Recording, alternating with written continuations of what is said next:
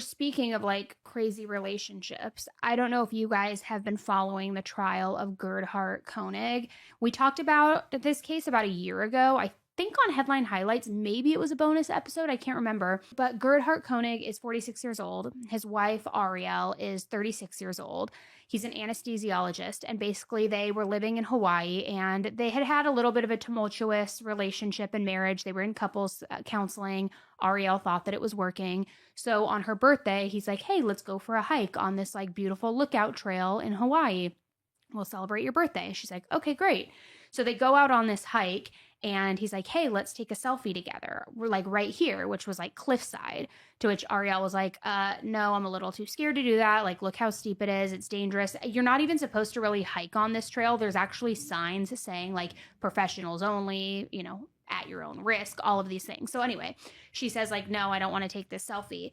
This enrages him. So he then allegedly pushes her in the bushes, tries to attack her. A fight ensues. He allegedly hits her over the head with a rock 10 times, then pulls out a syringe that he had in his fanny pack and tries to inject her with it. She luckily like knocks it out of his hands, and she starts running, screaming. Other hikers find her.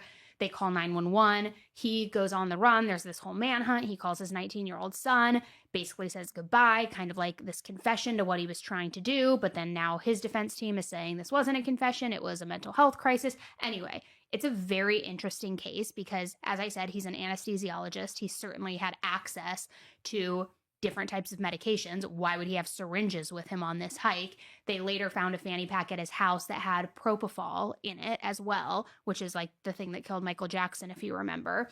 And he had other medications that weren't properly stored either. And there's a lot more history too. They had gotten married in 2008. Was it 18? Yeah, he was divorced in 2014 from his previous wife, who was a sex worker. They met when she was 20. They were married for, I believe, 14 years, had some kids together. They divorced in 2014, and then he met Ariel at work. They married in 2018. And this all happened last year. So my point is he's on trial right now. And opening statements began at the end of last week, where basically the prosecution was saying not only was this attempted murder, but he had 3 different methods that he tried to, complete his plan with. The rock, the syringe, the cliffside selfie. And so when that didn't work, he moved on to the next method.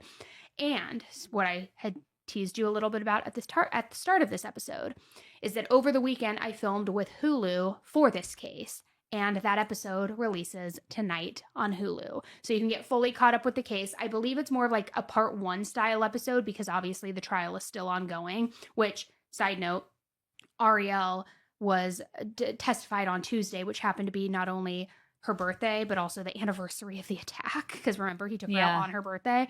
And so I think they're going to do a follow-up one too, but it's a very interesting case. It's like, beautiful paradise, Hawaii, this crazy thing. And a term that I learned through all of this too is alpine divorce, which makes so much sense. And it's basically when spouses take or lure their partner to the mountains or the cliffside or dangerous trails to where they either then abandon them, and leave them